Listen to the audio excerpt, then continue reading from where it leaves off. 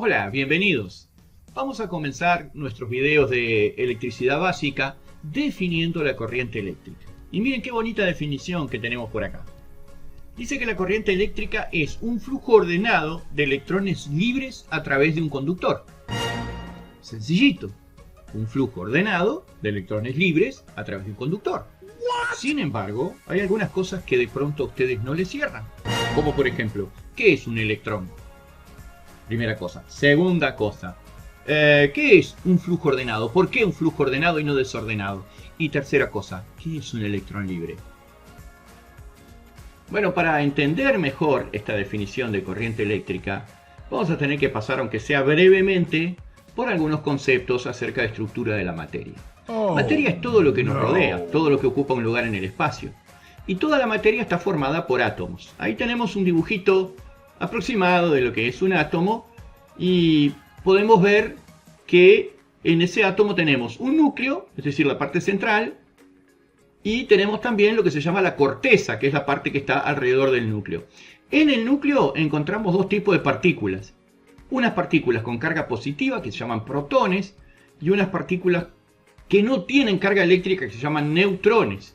Y en la corteza encontramos las partículas, las únicas partículas del átomo que tienen al mismo tiempo carga eléctrica y movilidad, que son los electrones, y son esos los que más a nosotros nos interesan.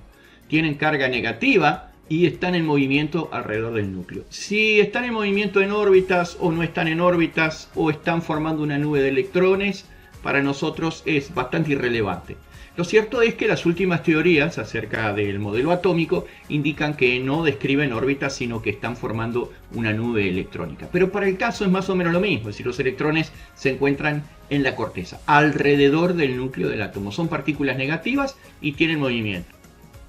Para que ustedes tengan una idea de lo que son las dimensiones del átomo, si el dibujo que estamos viendo estuviera hecho a escala y los protones y neutrones midieran 10 centímetros, los electrones medirían 1/10 de milímetro. Wow. Para que vean ustedes la pequeñez de estas partículas.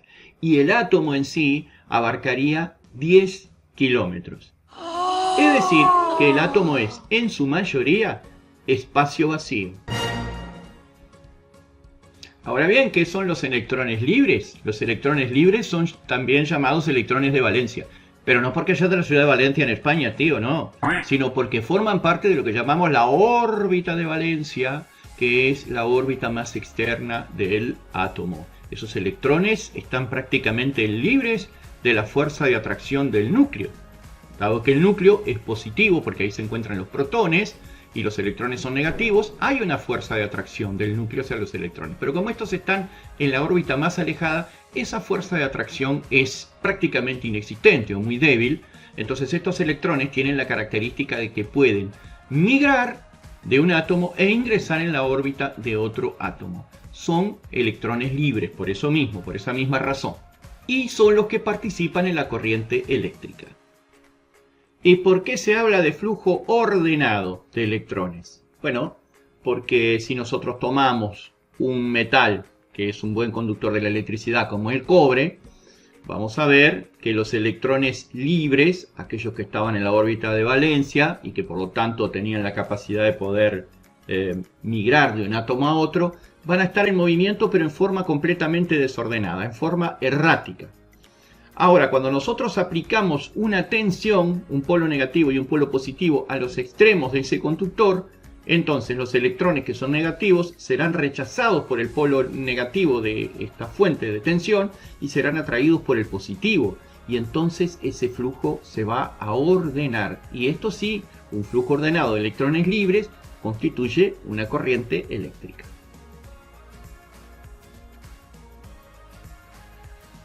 Bueno, para poder responder esa pregunta te voy a tener que explicar un poquito qué sucede con las cargas eléctricas en los átomos. Un átomo por naturaleza es eléctricamente neutro, por la simple razón de que tiene tantas partículas positivas en el núcleo como partículas negativas en la corteza. Las partículas positivas que se encuentran en el núcleo son los protones y las negativas son los electrones.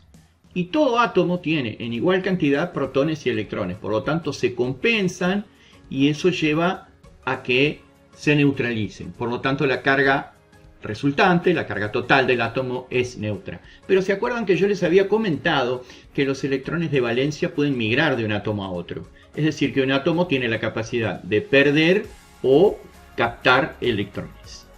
Si un átomo capta electrones, entonces van a estar en mayoría los electrones sobre los protones y ese átomo va a quedar electrizado negativamente o cargado eléctricamente con signo negativo y se va a convertir en un ion negativo o anión. ¿Qué es un ion? Es un átomo cargado eléctricamente. Si el átomo, por el contrario, pierde electrones o cede electrones, entonces van a quedar en prevalencia los protones y ese átomo va a quedar con carga eléctrica positiva y se va a convertir en un ion positivo o catión. Bueno, así como los átomos pueden quedar cargados eléctricamente, también pueden quedar cargados eléctricamente los objetos. No cualquier objeto, ¿no? Un objeto metálico, por ejemplo, no quedaría cargado eléctricamente porque las cargas se disiparían rápidamente en su superficie, por ser justamente un material buen conductor de la electricidad. Pero un material aislante, como puede ser un material de plástico, de vidrio, etc., se puede electrizar por frotamiento, por contacto o por inducción. ¿Quién más, quién menos en algún momento debe haber hecho la experiencia de frotar un bolígrafo de plástico en el pelo o en un buzo de lana y luego apreciar que si lo acercaban a un montón de papelitos pequeños los atraía? Bueno, eso es porque el bolígrafo ha quedado cargado eléctricamente. ¿Cómo se produce esto? Bueno, por un intercambio de cargas entre el paño con el que frotamos el objeto y el objeto en sí mismo. Digamos que hay una transferencia, ¿no?, de cargas eléctricas. Puede ser que el objeto capte electrones del paño o que el paño capte electrones del objeto. Si el paño capta electrones del objeto, dicho objeto queda cargado con signo positivo. Y si el objeto capta electrones del paño, entonces queda cargado con signo negativo. Y obviamente el paño también queda cargado. Pero bueno, de esta manera entonces es fácil apreciar que los objetos aislantes sí pueden quedar cargados eléctricamente, ya sea con signo positivo o negativo. Y hablando de frotar objetos para electrizarlos, supongamos que frotamos unos globos con unos paños y que uno de estos globos queda cargado con signo positivo y el otro con signo negativo. ¿Por qué? Porque los paños que utilizamos son de distinto material. Si nosotros colgamos los globos a una distancia razonable, de tal forma que se puedan atraer, vamos a ver que si un globo con carga positiva y un globo con carga negativa se acercan, lo que van a hacer es atraerse. ¿Por qué? Porque cargas de distintos signos se atraen. En cambio, si los dos globos tienen el mismo signo y los queremos acercar, lo que van a hacer es rechazarse o repelerse.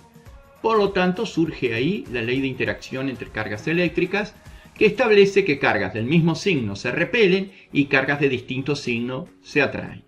La fuerza ejercida entre dos cargas puede ser de atracción o de repulsión. Si las cargas tienen el mismo signo, será de repulsión, y si tienen distintos signos, será de atracción. Entonces pongamos que aquí actúa una fuerza F1 y aquí actúa una fuerza F2, que además son iguales. Y que entre las dos cargas existe una distancia R. Aquí también entre las dos cargas existe una distancia R. Y aquí tenemos una fuerza, en este caso de atracción, F1, y aquí otra fuerza de atracción, F2. Lo que nos dice la ley de Coulomb es que la fuerza, ya sea F1 o también F2, que son iguales, ya sea de atracción o de repulsión, es igual a una constante K por el producto de las cargas Q1 y Q2, que aquí no pusimos cuáles son, pero son las dos cargas que participan en este efecto de atracción o de repulsión. Esta es Q1, esta es Q2, y acá también Q1 y Q2. Entonces, por un lado, el producto de ambas cargas, dividido por el cuadrado de la distancia. O sea que el enunciado de la ley de Ohm establece que la fuerza de atracción o repulsión entre dos cargas es directamente proporcional al producto entre dichas cargas e inversamente proporcional al cuadrado de la distancia. Si tomamos las cargas en coulombios y tomamos la distancia en metros, entonces la fuerza resultará expresada en newton. Y ustedes se preguntarán, ¿cuánto vale esa constante? Bueno, esa constante K, llamada constante de Coulomb, siempre y cuando las cargas se tomen en coulombios, tiene un valor de 9 por 10 a la 9 newton por metro cuadrado sobre Coulomb al cuadrado. Este es el valor de la constante, siempre que las cargas se tomen en Coulomb. Estos son ejercicios que en el área eléctrica, en la práctica, en el diario vivir del técnico, digamos, no los aplicamos, pero bueno, también es parte de la teoría de la electricidad. Siguiendo con el tema de los cuerpos electrizados, o sea, cargados eléctricamente, aquí se nos plantean tres casos. En primer lugar, un cuerpo no electrizado. ¿Por qué no está electrizado? Porque tiene la misma cantidad de cargas positivas y negativas. O sea, cada átomo de los que conforman ese cuerpo tiene igual cantidad de protones en el núcleo que de electrones en la corteza. Obviamente que en el dibujo yo representé nada más que 4 átomos, pero no son solamente 4 átomos los que componen un cuerpo, son muchos más. En el segundo caso tenemos un cuerpo electrizado positivamente. ¿Por qué razón? Porque allí predominan las cargas positivas. Fíjense que tenemos 4 cargas positivas contra 2 negativas, por lo tanto el cuerpo quedaría electrizado con signo positivo. Y en el tercer caso, el cuerpo está electrizado negativamente porque tiene 4 protones, pero tiene 6 electrones. Probablemente los 2 electrones que le faltan al del medio los ha incorporado el de la derecha, si ha habido fricción o contacto entre ellos. Quizás, no se sabe ni importa mayormente. El tema es que cuando un cuerpo está electrizado negativamente, se dice que tiene potencial negativo. Y cuando está electrizado positivamente, se dice que tiene potencial positivo.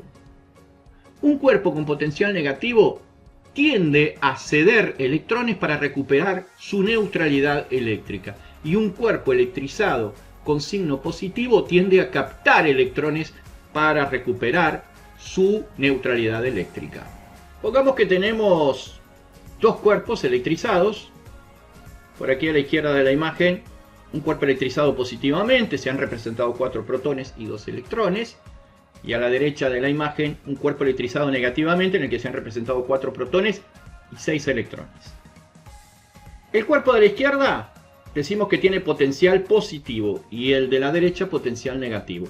Y entre ambos se establece algo que nosotros llamamos diferencia de potencial, lo que también se conoce con el nombre de tensión eléctrica, mal llamado voltaje. Es una palabra que choca un poquito voltaje y que está mal dicha.